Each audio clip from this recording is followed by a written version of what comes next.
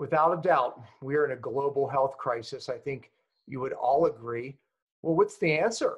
I would argue global immunity. What does that mean? Well, you're going to see. I'm interviewing Dr. Zach Bush in this episode, and we hammer out the two biggest problems and solutions.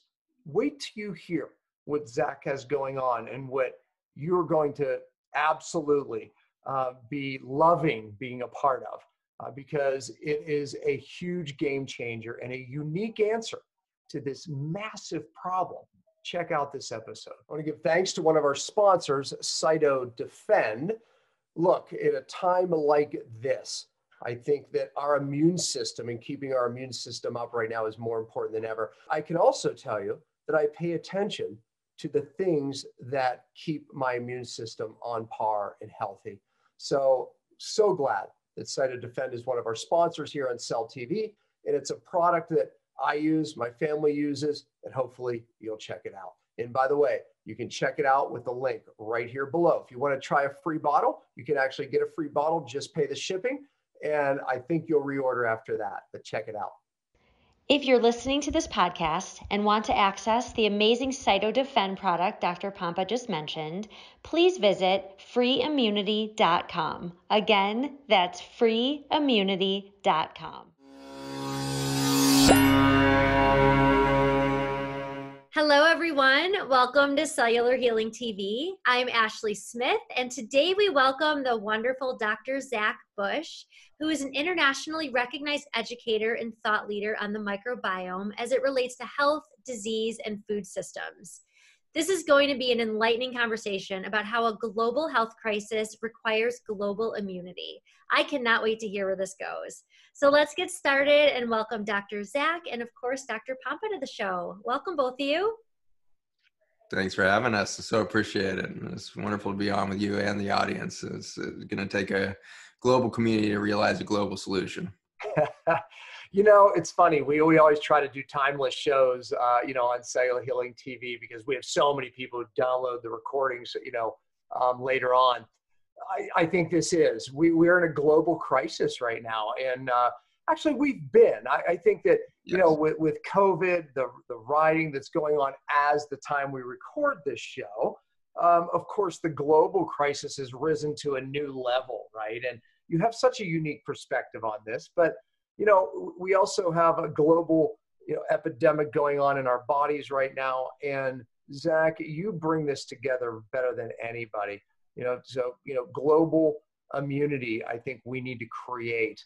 And my goodness, this show could not be more important right now because of the crisis, the epidemics that we're facing, the pandemics that we're facing. This is an important show. Thank you for being here, because your message is really relevant right now, Zach.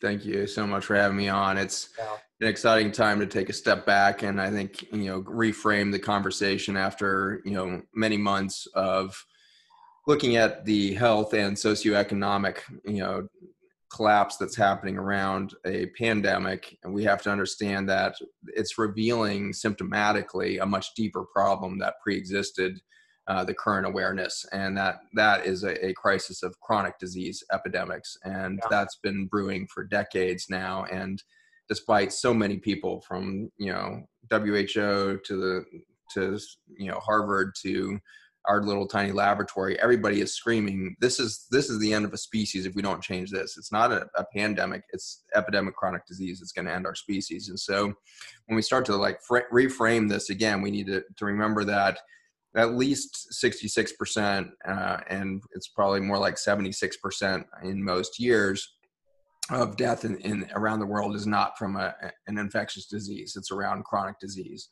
Worldwide, the biggest chronic disease in the world is kidney disease, chronic kidney disease, and end-stage renal failure. And not surprisingly, that if you look at the pandemic death toll, it hit the chronic kidney disease population harder than anyone else, really. And so, number one, chronic disease creates a vulnerability for a short-term, acute event, which is simply one of the milieu of things that will take the lives of people with end-stage renal disease, end-stage cardiovascular disease, all these different conditions that have become, at least at any given time, 70% of mortality around the world. And so we need to really keep in mind that when we see, trillions of dollars being pumped into a problem like a pandemic, we better keep in mind that that's less than, 6% of the current issue. The 94% is not there. I think, this show, I always want to avoid being political, right? Because I always recognize half of my audience believes this, half the other believes, why even bother with that, right? It's like, sometimes it's a little difficult, but,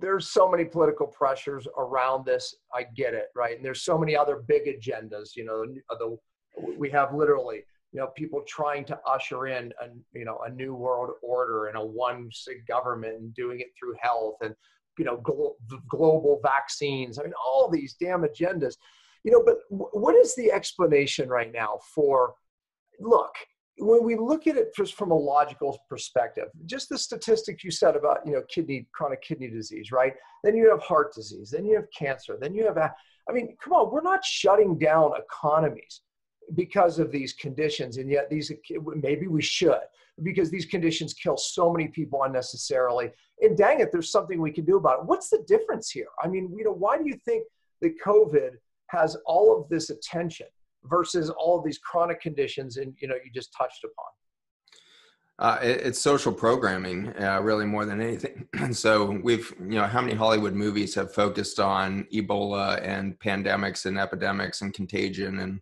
all this? So Hollywood itself has programmed fear into our mentality around infectious disease. And it's extremely antiquated when it comes to science. We now know that the microbiome, the virome, these are critical to human health. We wouldn't have human genomics without the virome and the involvement of the bacteria building who we are today.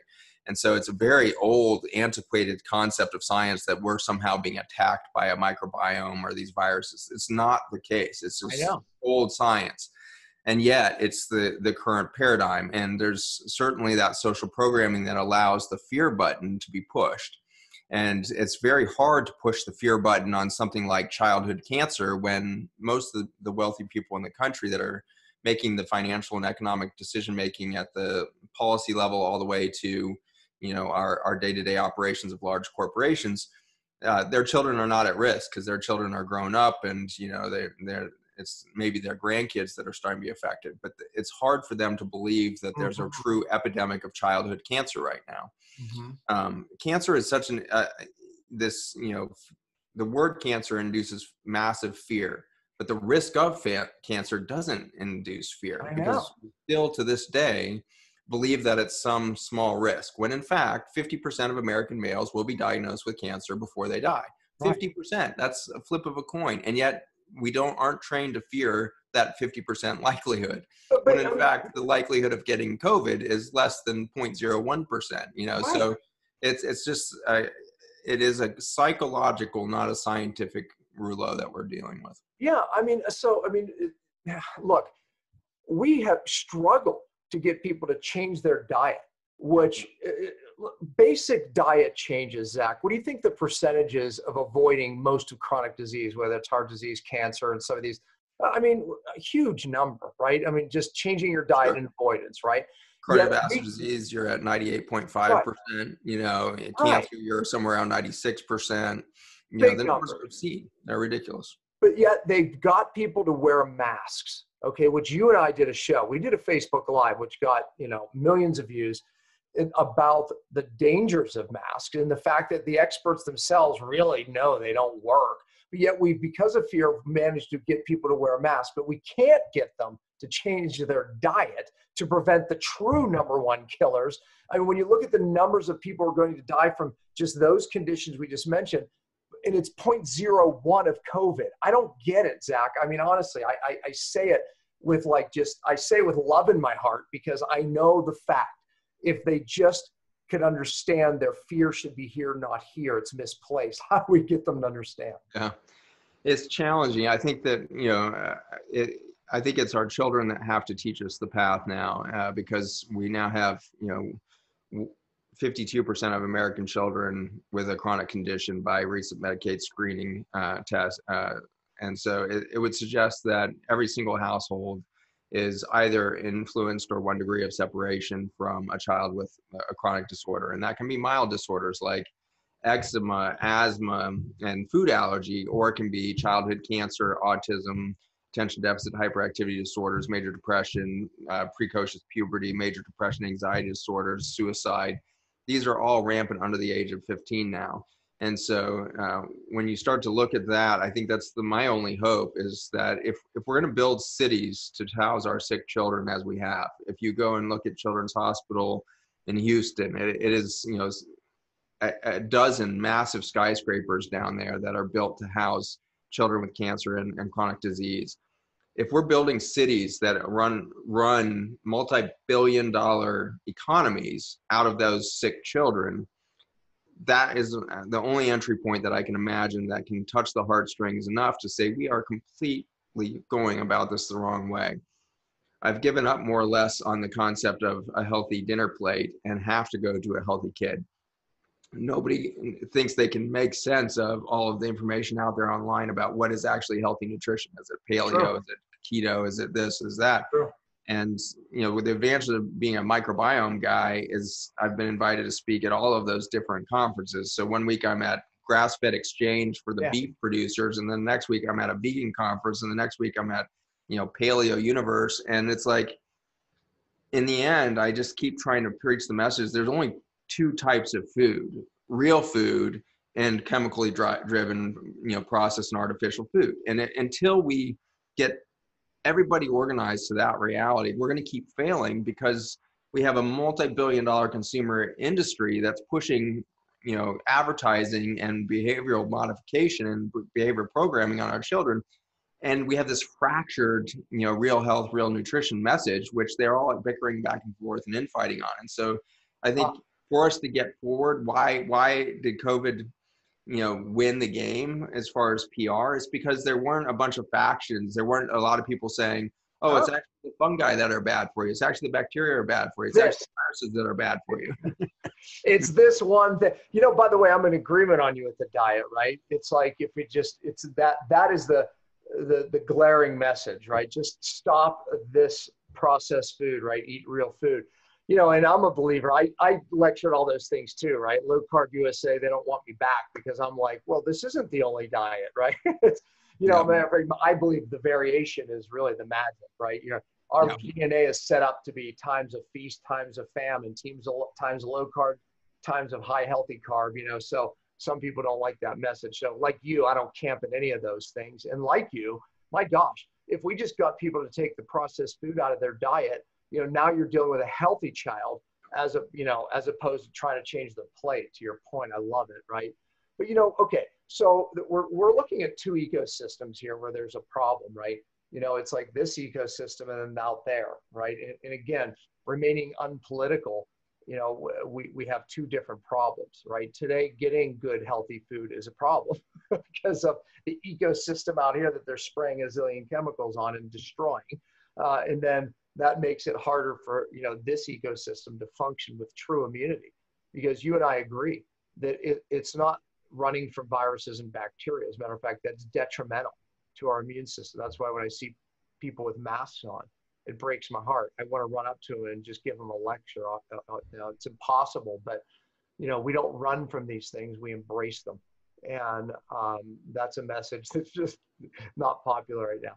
But the point is that, you know, we really need to change these ecosystems, and that's been a part of your passion. So start there. Yeah, I think, you know, as we start to look across the ecosystem of health to agriculture, food is obviously the primary intersection there, but it really boils down to air, water, and soil. So all 3 of those ecosystems have been destroyed and are very responsible for the perfect storm that created COVID. And so in a nutshell, this is, you know, like a 7-hour conversation down to 17 seconds, I hope. But if you put Roundup and Glyphosate and chemical herbicides into an environment in protein production around pork and chickens and all of that, and then spraying the food directly, you create a huge microbiome stress. You are literally causing extinction events within the microbiome. The response is genomic adaptation, which is expressed through viruses. And so the viruses are being sent out by every species saying we have to adapt quickly because we have a toxic environment that's threatening life on Earth. And so the virome expands to deal with. Wait, I want people to understand that point, because what you just said will gloss people over, okay? But so what you're saying is viruses carry protein messages where species, bacteria, can communicate with one another. Okay, all right. So everyone understand that viruses aren't your enemy, according to Zach, what he's saying. Viruses are actually really important for the communication within our ecosystem, in our body, and in nature. Okay, so that's your major premise where you're coming from. It's not the enemy, it actually helps. And it's very important in that message to realize that viruses are not alive. We miscategorize viruses as microbiome. They're not microbiome. Microbiome is living entities. It's defined. The word biome says has to be living organisms. Viruses are not living organisms. They are dead particles of genomic information that traffic through air and other systems.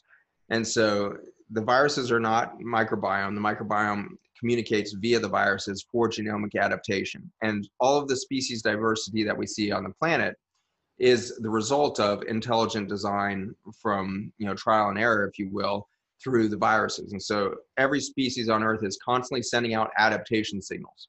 Those adaptation genes are constantly reorganizing every species to find niches and opportunities for life to emerge in more and more biodiverse sectors, more and more biodiverse ecologies and environments. And so the virome is helping build life. 50% of the human genome was built by viruses. 10% of the human genome was built by retroviruses like HIV. We have vilified the very things that built us. If we keep vilifying that, we will destroy ourselves, because like we see in Japan and China and South Korea, Italy, even parts of New York right now, they're spraying insecticides and herbicides into the air as if we're going to kill this thing that's out there somewhere. Oh my God. It is literally being made by humans. Humans are generating the virus. And so it's not coming from out there. It's coming from within us, because we need genomic adaptation and movement. We are so backwards on this, thinking that we're trying to kill something alive. It's not living tissue. You're not trying to sterilize viruses. We would kill the planet instantly the moment we sterilize viruses, because the viruses are critical in genomic adaptation and communication. And it's not just viruses. Viruses are very long RNA strands or DNA strands that code for a whole protein. Smaller than the viruses are the microRNA that don't code for a protein, but instead are the signaling system for the protein manufacturing within our bodies. The microRNA actually govern what a single gene is going to produce. We now know that a single gene doesn't make a single protein. That's what we thought in the 1990s. We now know that a single gene can make over 2,000 different proteins depending on its microRNA and co-repressor, co-activator functions. And so the information from the whole ecology around a single cell in your body is conducting and determining what that cell is going to produce today. And so if you start to wipe out the genomic information in the air in the form of microRNA and viruses, you're going to kill life on Earth even faster. And we've been doing it systematically. Now, the virome produces this huge genomic adaptation because there's huge herbicide pesticide pressure. The biggest herbicide and pesticide dump site in the world is Hubei province. And so harder spraying there than anywhere else in the world, more toxic pork industry than anywhere else in the world, which is amazing because the United States has an extraordinarily toxic pork and agricultural system, but China has outstripped us in the last 10 years with even more toxicity. And so if you're going to pick a place where this is going to happen, it has to be Hubei province. And then Hubei happens to have the perfect carrier for the genomic information globally, which is air pollution.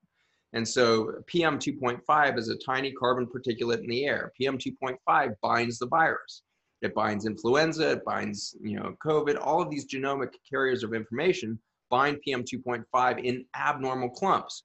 The Earth before air pollution was very good at distributing viruses very systematically across the surface of the planet. This is long before humans ever existed, long before airplanes. The FDA wants you to think that, or the CDC wants you to think that airplanes are carrying this virus from place to place, and that's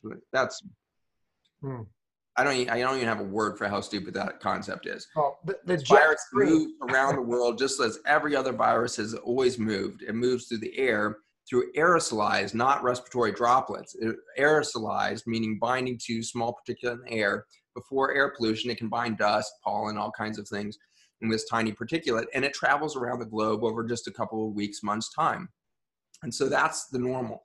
When you put PM 2.5 in the atmosphere, you get abnormal clumping of viruses, and you deliver way more genomic information than the species should have been exposed to. We've created that situation. The viruses are not attacking us. The viruses are trying to create adaptation, and yet we create an artificial and toxic, clumping of the virus. Then the virus with COVID binds the receptor in the lung that's called the ACE2 receptor. The ACE2 receptor binding the virus pulls it into the bloodstream appropriately. That's how we're supposed to absorb this genomic information to get the genetic update. This is just like a software update. Our genome needs to evaluate this new information, see if this is an important new protein. COVID-19 happens to have a new RNA strand, slightly different than SARS and MERS did in 2002, 2012. And so we got a new opportunity for an update. And we know that every time we get exposed to a new virus, we don't develop immunity for that one thing. We develop a homogeneous, kind of equilibrium with all different types of viruses by exposure to the one. The opposite is seen with influenza vaccine. If we give an influenza vaccine, we increase the likelihood of you having something like COVID-19. And that was proven in a military study that was just done, 2 years ago. 2017.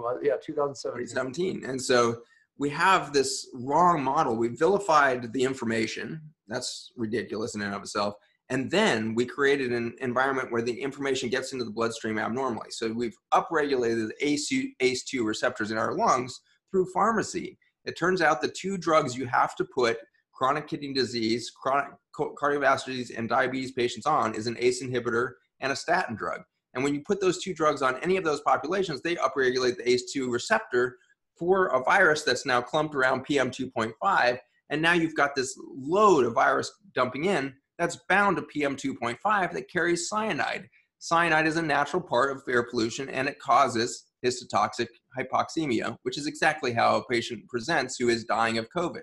They're not dying of COVID, they're dying of cyanide poisoning or 32 other toxins, heavy metals, etc., that are on the backside of that virus that was just trying to give a genetic update, but it's tagged with this Trojan horse of human toxicity. Yeah, so you have people dying at 40 or 45, and rarely nonetheless, but still what you're saying explains why, right? They're on, like I said, they have those conditions. And according to Judy Mikovits, right, it's, if they've gotten a lot of flu shots since 2015, to your point, they've already have some of these coronaviruses from that influenza shot. And by the way, that 2017 military study you mentioned showed a 36% increase, when you get hit with these type of SARS viruses, you get this worse reaction. She calls it a firestorm. So again, this explains that it's not the virus.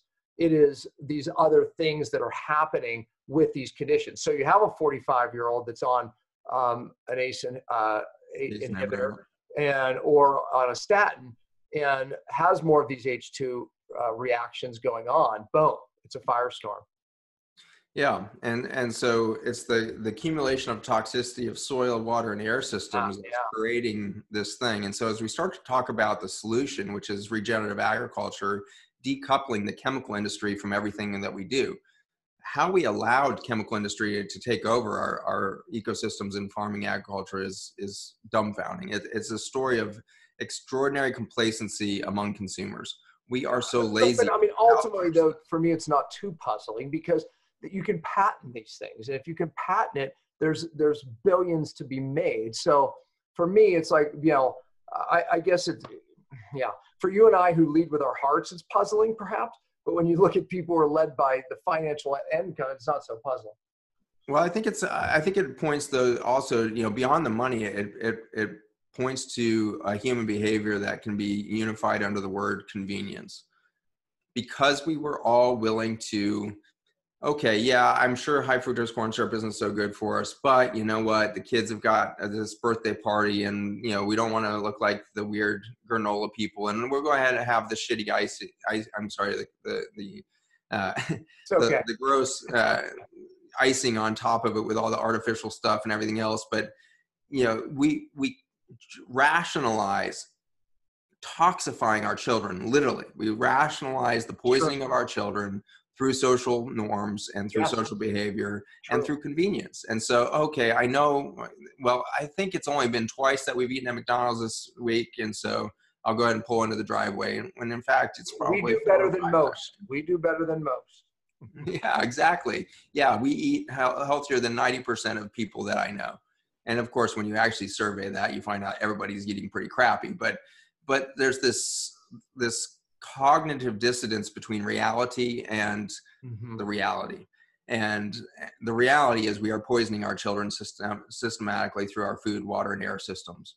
And as consumers, we are not taking the hard stand against this, and we are not taking the fundamental challenges of adapting a different lifestyle for our families. Now, this is not to throw the baby out with the bathwater here. Like, there are a lot of families that are making these difficult decisions, that are selling their houses in New York or LA and moving out to rural Idaho, buying a piece of land, starting to homestead, learning how to grow food.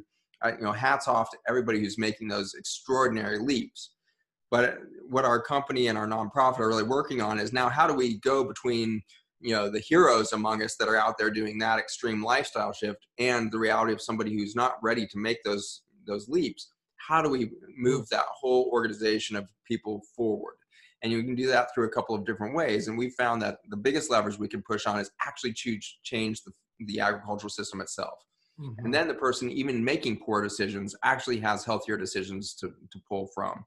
And so we have a compound that's going into feedlots and, protein industry to reduce the stress and toxicity of those animals, the antibiotic exposure, everything else, by improving their gut function, their respiratory function, and all of that.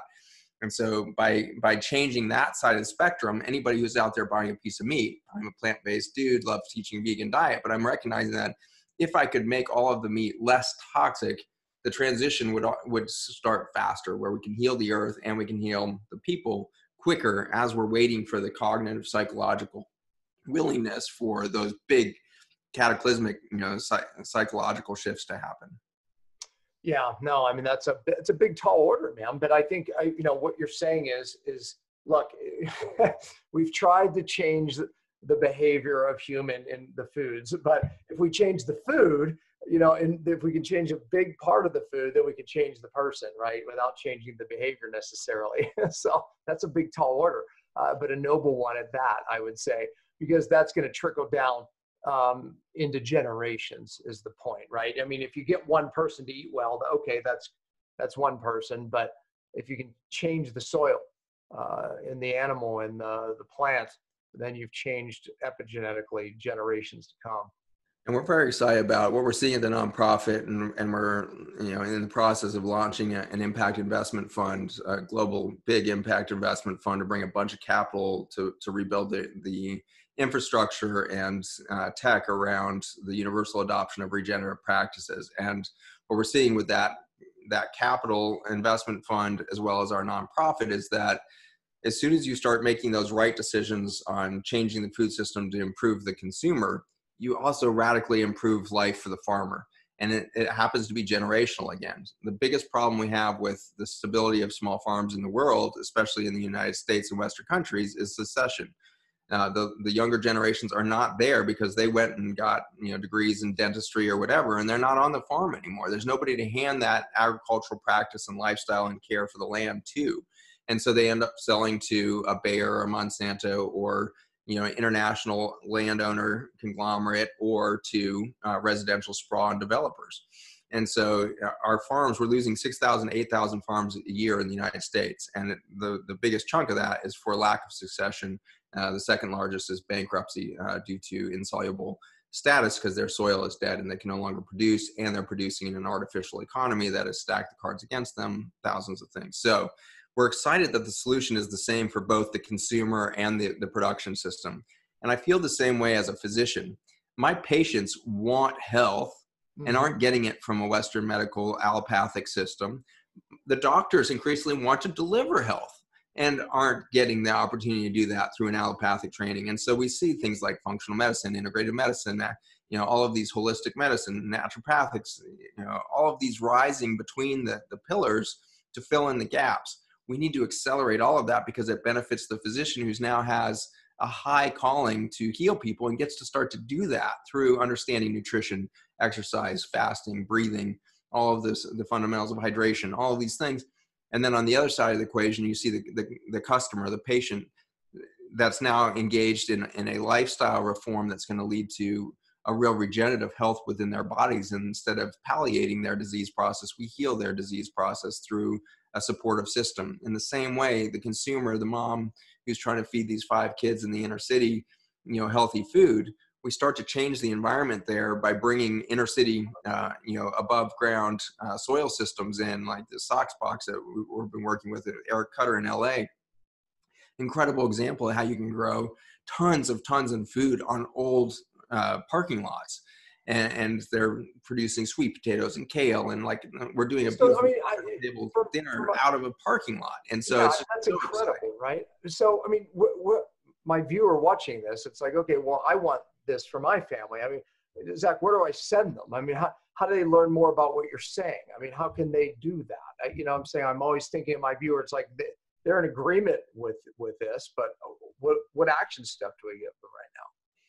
Yeah, so I mean, right now you can go to farmersfootprint.us and get involved there. We're building the infrastructure around this, around awareness and education.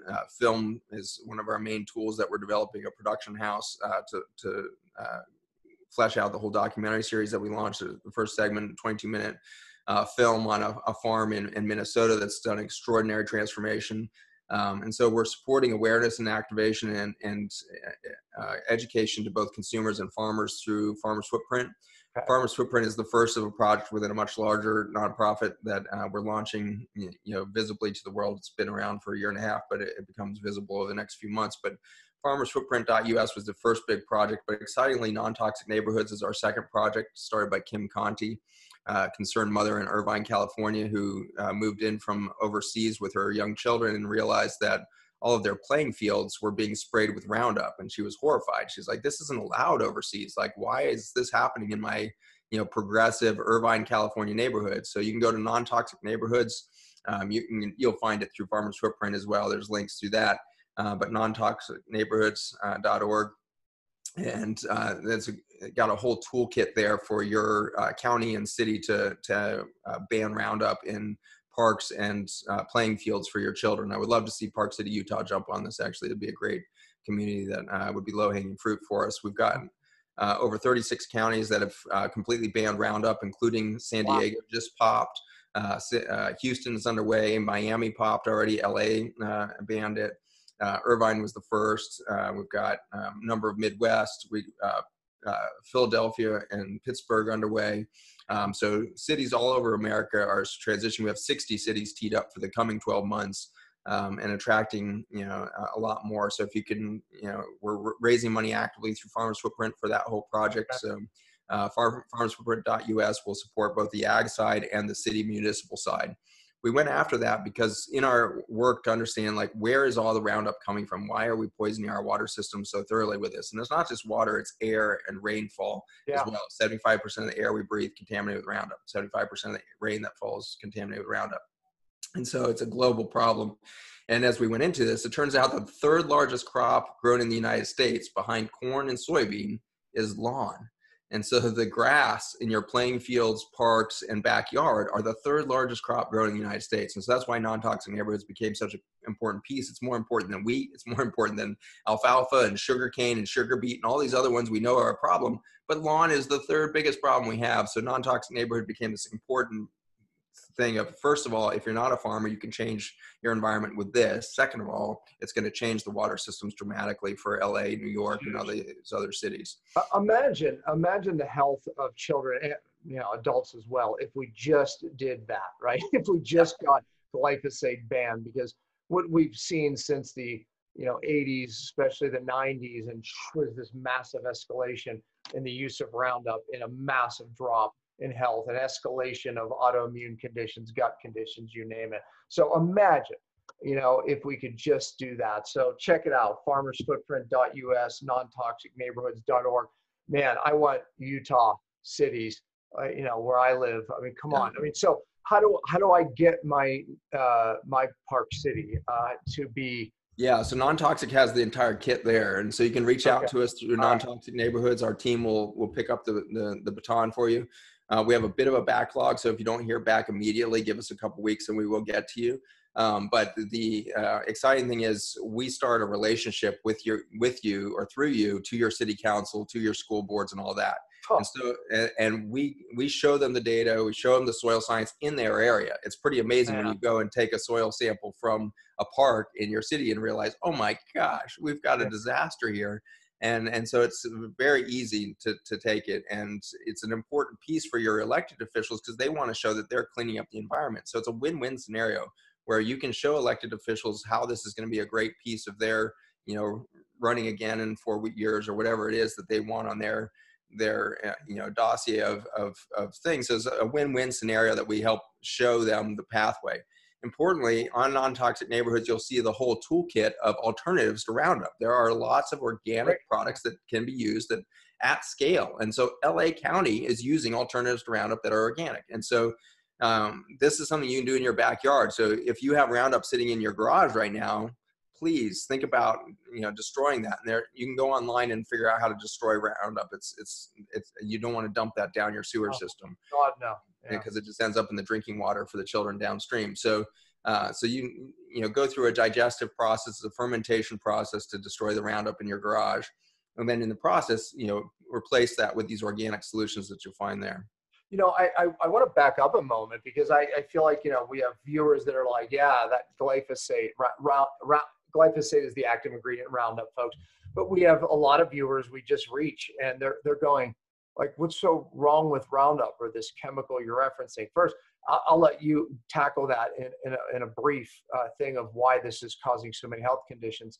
But I'll say this, imagine, like, we have everybody running. I see kids with masks on and my heart breaks there because what are we teaching them, number one? And they're running from something that has no harm to them, a child, but yet, to your point, they're playing in playgrounds and schools, and they're being exposed to this chemical, which this threat is setting up chronic disease, cancer, and everything. It's not our opinion. This is proven, but go ahead. No, you're absolutely right. I think, if you look at, the threat or the potential of threat here, it's literally, you're going down an avenue of the elephant in the room here is not a virus. The elephant in the room is toxins. And so our children are suffering under, carcinogens and the rest. And Roundup is the gatekeeper as far as our lab is concerned. We've been working on it for 8 years.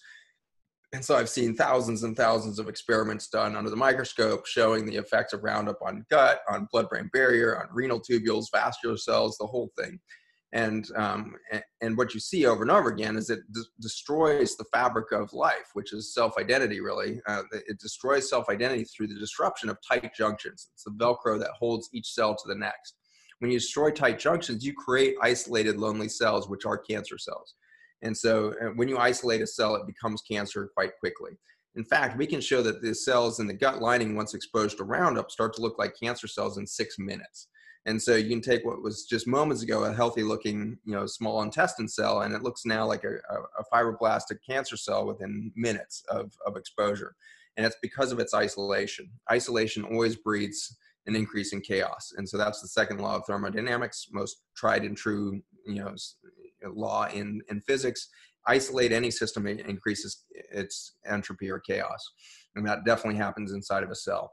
And so isolate a cell and you destroy it. But it goes deeper than that as well. Not only are you creating this whole possibility of cancer, you're also exposing the human system to inflammation. And so now, as you destroy the barrier between the outside world and your bloodstream, your body is constantly in a food fight. It's in a water fight. It's trying to combat everything coming into the body because it's not filtered anymore. You're supposed to have an intelligent barrier gatekeeper type phenomenon with the gut, the skin, every membrane in your body, lungs being a good example. You pharmaceuticalize that, and then you chemicalize it with Roundup, and it blows apart the whole protection system. Now your body's in constant overwhelm. And the self-identity starts to get confused, and you drive autoimmune disease. Your immune system starts reacting to everything, not just, there. And it starts thinking your thyroid is the problem. 1 in 4 girls in the United States has antibodies to her thyroid based on a study done in 2004. It's, I can't even imagine what it is today. That study hasn't been repeated. But, by 2004, as we had 85% of corn and 95% of soybean under GMO crop by 2004, by that time, we see 1 in 4 girls with autoimmune thyroid conditions. So it's just, to say that it's epidemic is just doesn't even start to scratch the surface. One of the fastest growing cancers right now in all ages is what used to be a very unusual cancer, which is a lung cancer, a specific type of lung cancer. 1.88 million people will die of this lung cancer this year around the world. 1.88 million, nearly 2 million people will die of this single lung cancer this year. More than COVID. And COVID will maybe be involved in the death of. Again, I don't think the virus is killing anybody. That's a part of the puzzle. But again, even if we blame COVID, we're up and around 300,000 or something like that, maybe 600,000. But we're at a fraction of just one chronic disease caused by the toxicity of our environment. Wow. And so it's just, if we're going to create literally trillions of dollars of economic, redirect economic loss, 250 million jobs lost, we're doing it for the wrong reason. We're doing it for a tiny sector of what is the threat to humanity.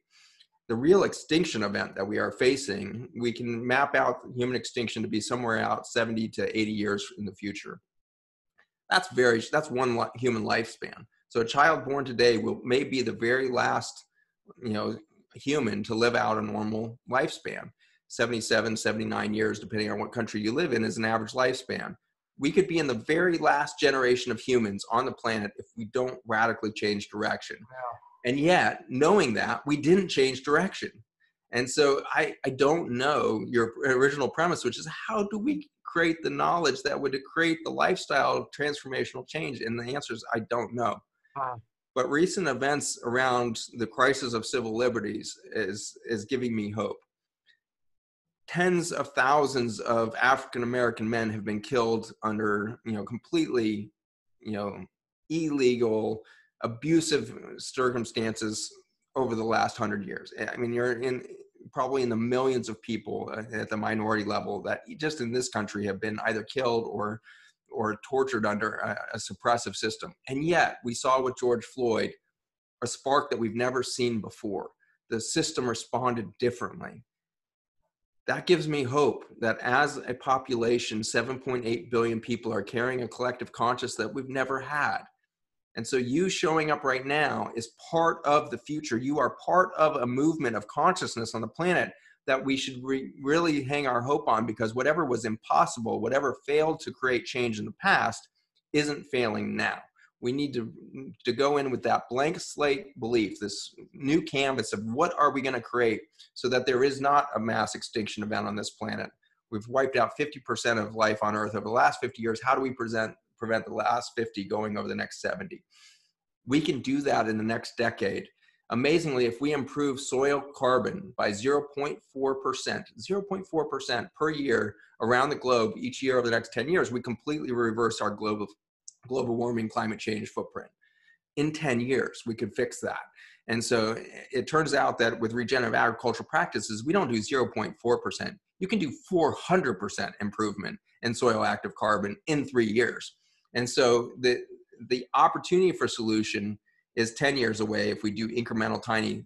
If we do radical change, we could in the next 3 years not just see the reversal of climate change and global warming and collapse of ecosystems, we could see the reversal to that, a creative, regenerative, co-creative Mother Nature creating the Garden of Eden on this planet with a deeper microbiome, with a deeper biodiversity of human and other species than we've ever seen in human history over the next couple hundred years.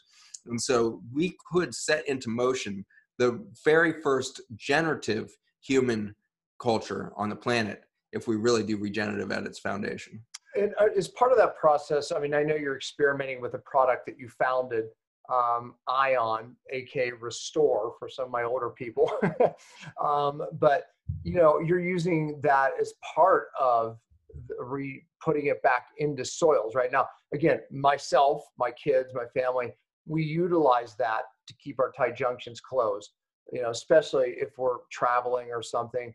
I use the nasal, I use the drink to keep the tight junctions closed. Because to your point, even though we eat 100% organic, we're still being exposed to this darn chemical because it is in 75% of the rainfall, and therefore you're going to be exposed. So your product for human has really transformed as part of the answer to how we protect ourselves. But are you experimenting with that in soil as well? Yeah, we started with that same kind of concept, these tiny little carbon molecules, and we discovered that we were making a much bigger impact with large organics on that sector. And so if we draw our human product and animal products out of fossil soil. And so that fossil soil is about 60 million years old. It's kind of like a young coal. It's called lignite. And so we do a water extraction process, and then we put it through mineral baths and catalysts to get the oxygen hydrogen binding right so that you get a redox molecule. Once you get a redox molecule, you have a communication network between species. And so that's had a very exciting, revolutionary impact on human health and animal health. We have a pharmaceutical coming out next year for veterinary world. It's been going in large-scale clinical trials up in Canada. And so we have 12,000 cattle on it right now. And we're in our last just dosing schedule, and we already proved efficacy and all of that, or safety. And so now we're just moving towards, rolling that out. So that's all kind of human animal on the small molecule carbon side. For soils, we're using the other half of the equation. So the yang to that yin that we're putting into the human system, the yang is what we use for the soils amendments. And these are very large carbon substrates that build colloidal structures around minerals and heavy and light metals and everything else to balance the micronutrient environment of the soils. And so we have that going in very large scale trials in the hemp industry in 120 farms around the country right now. We have vineyards going on it. We have corn, soybean going on it up in Minnesota. So that it's very exciting to see the reality that Mother Earth actually planted in her soils 60 million years ago an antidote to the toxins that we would dump in her. There's some Isn't that cool? grace there.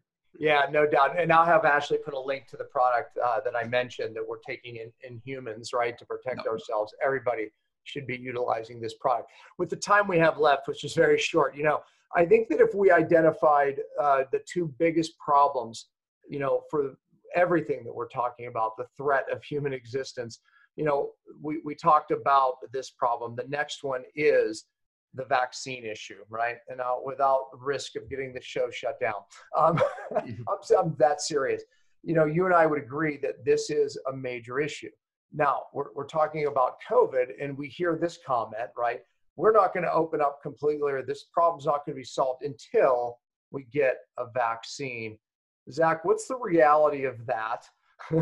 And I think I know your answer, but I want people to hear it from you. And also, what is this vaccine agenda doing to this problem that we're addressing?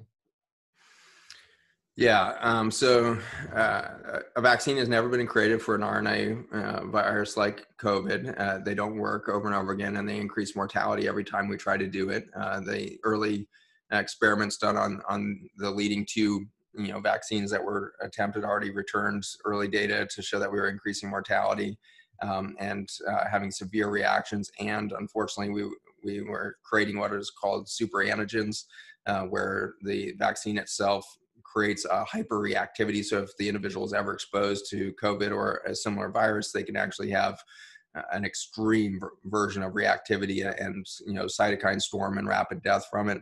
And so all of that happened just like it's happened with every other RNA vaccine that we've ever created. So our track record is dismal.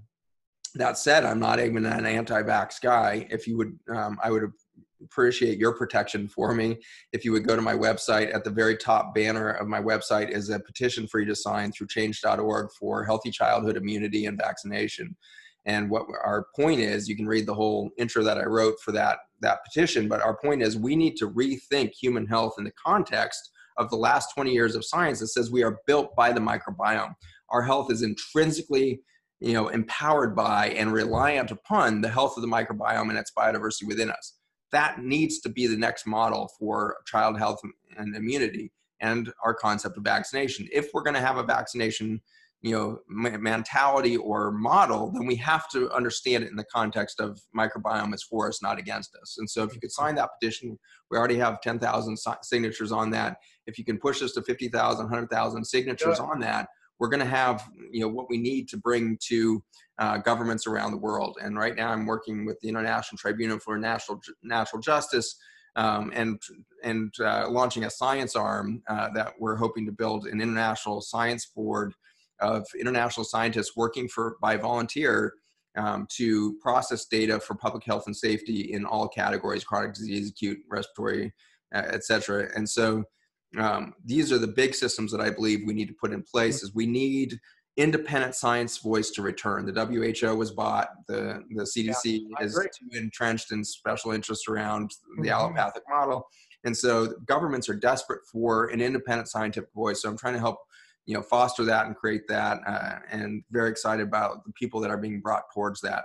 Very excited about the leaders around the world that are being led towards this project. I think that people like the King of Morocco are going to have a huge influence on this. The King of Morocco is a PhD, multiple degrees from London and elsewhere, brilliantly educated man, and he sits really at the crossroads of Middle East, Mediterranean, and African unions. And so he, as an individual leader, as he adopts a much more holistic, cutting-edge science approach, could change all of those sectors of the world. And so my hope is not in the United States. We are going to be the last to change because we have the biggest economic loss to experience, or we have the biggest economic shift and reorganization before we can join something like that. But I have great hope and confidence that our indigenous and native leaders around the world are going to be able to really change this dialogue radically, because they are much more thinking on the cutting edge of what does public health look like now that we know the microbiome is real? What does public health look like when we are non-pharmaceutical in our model, and start to believe in an indigenous health system within our bodies? Indigenous to us is a microbiome. Indigenous to us and intrinsic within us is an ecosystem of health that can be that is not reliant on anybody, pharmaceutical, a supplement, anything. And ultimately, we need to refocus our whole scientific venture there. I agree, and Ashley will put up a link for that. Let's sign that, because that's great. And I also agree with you. I'm for health freedom. Educate yourself.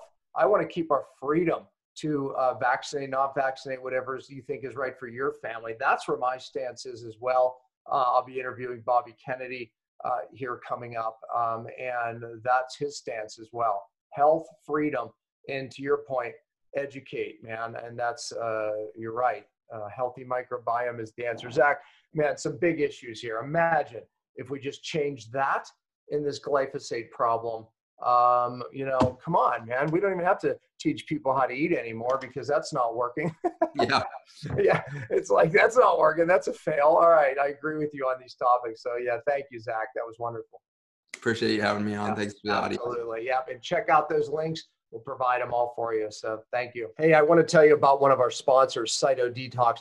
Look, podcasts cost money. There's a lot of production going around this, but we are grateful to have CytoDetox as one of the sponsors. It's so easy for me to talk about the product because myself and my family use it constantly as we practice what I preach. For over 15 years, I've talked about and taught doctors and the public about cellular detox.